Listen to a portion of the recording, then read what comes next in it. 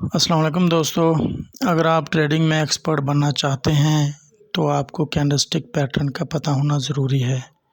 और जब आपको पता होगा कि किस तरह का पैटर्न बनने के बाद शेयर की कीमत ऊपर जाती है या नीचे आती है, तो सोचें इस मालूमात का इस्तेमाल करके आप कितना फ़ायदा उठा सकते हैं।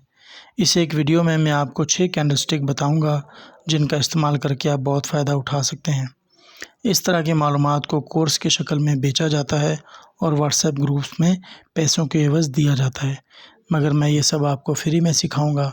इसकी सिर्फ़ एक ही कीमत होगी, वो है वीडियो को लाइक करना और चैनल को सब्सक्राइब करना।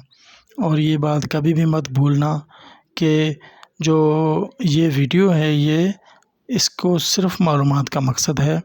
आपने जो भी मार्केट में ट्रेडिंग करनी है वो अपने रिस्क पे करनी है। अभी हम जो सबसे पहला कैंडल है वो है हैमर कैंडल। हैमर कैंडल एक हथौड़े की तरह होता है। इसका एक बॉडी होती है, लोअर विक होती है और अपर विक होती है। इसकी अपर विक छोटी होती है और लोअर विक लंबी होती है, तकरीबन इतनी होती है कि 2 बॉडी जितनी इसकी लोअर विक होती है। अब हमें पता कैसे चलेगा कि ये क्या है? हैमर कैंडल है। इसके लिए 4 सिग्नल हैं जिनको आपने गौर करना है, और इन चारों सिग्नल जब पैटर्न में नज़र आ रहे हों, कैंडल में नज़र आ रहे हों, तो हमें पता चलेगा कि यह भी हैमर कैंडल है। इसमें नंबर 1 है, जो शेयर की कीमत है वो डाउन ट्रेंड में आ रही हो, यानी शेयर की कीमत कम हो रही हो। इसके बाद हमें पता चलता है कि अभी शेयर की कीमत बढ़ जाएगी।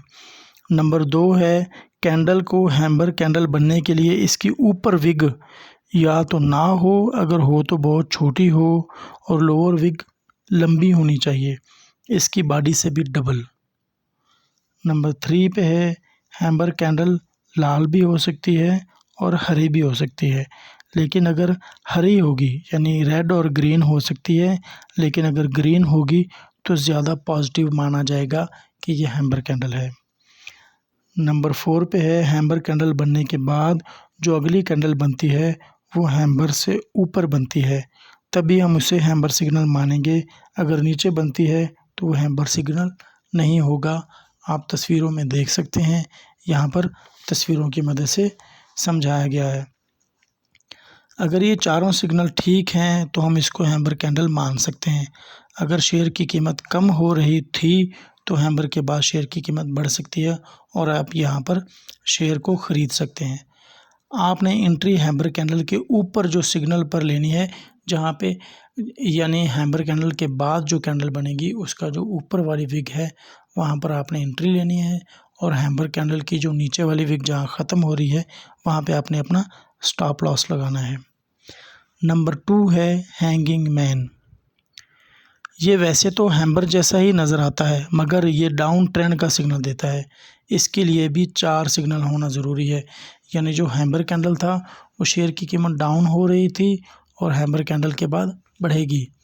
अब जो ये हैंगिंग मैन है, इसके शेयर की कीमत अप हो रही थी, अब हैंगिंग मैन के बाद शेयर की कीमत डाउन होगी। इसमें भी शेयर अप ट्रेंड में होना चाहिए, यानी डाउन ट्रेंड बनने के लिए ये पैटर्न बनेगा। शेयर अप ट्रेंड में होना चाहिए, यानी कि बुलिश ट्रेंड में होना चाहिए। इसमें भी कैंडल के ऊपर विग छोटी होनी चाहिए और नीचे वाली विग बड़ी होनी चाहिए। ये भी ग्रीन और रेड होनी चाहिए, मगर ये रेड हो तो ज़्यादा बेहतर है।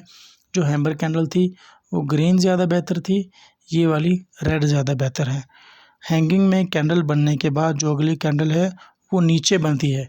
हैंगिंग मैन में कैंडल नीचे बनती है, यानी ये पूरा अपोजिट है हैमर कैंडल का। अगर ये 4 सिग्नल हों तो आप ये देख सकते हैं कि अब अप ट्रेंड तब्दील होगा।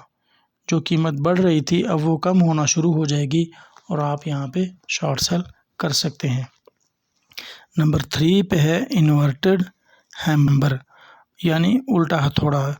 इसका काम भी वही है जो हैमर पैटर्न का है, बस ये उल्टा होता है। इसके तमाम सिग्नल वही हैमर वाले हैं। इसकी ऊपर वाली विग लंबी होनी चाहिए, यानी जो हैमर कैंडल था वो उल्टा था, वो सीधा था ना, उसकी नीचे वाली विग लंबी होनी चाहिए थी, इसकी ऊपर वाली विग लंबी होनी चाहिए। ये भी बुलिश सिग्नल देती है।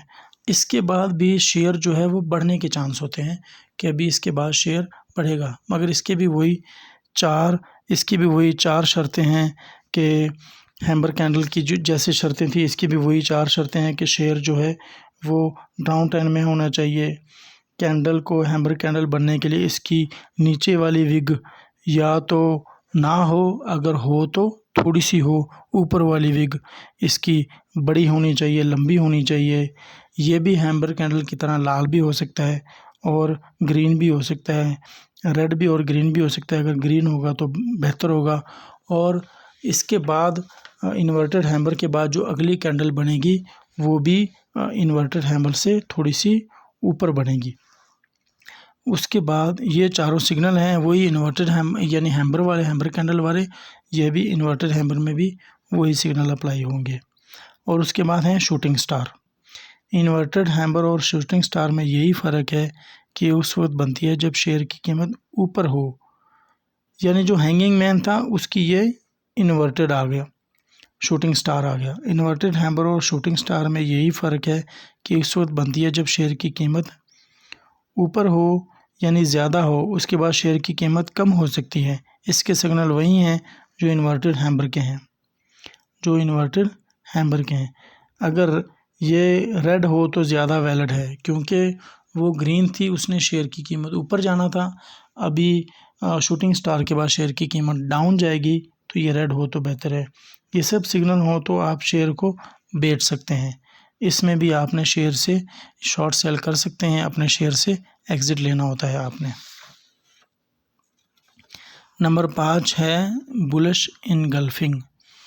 ये कैंडल बुलिश के सिग्नल देती है, जैसे नाम से ज़ाहिर है ये ग्रीन होती है और इससे पहले जो कैंडल होती है उसके अंदर समा जाती है, तो इस तरह बुलिश इनगल्फिंग कैंडल बनती है।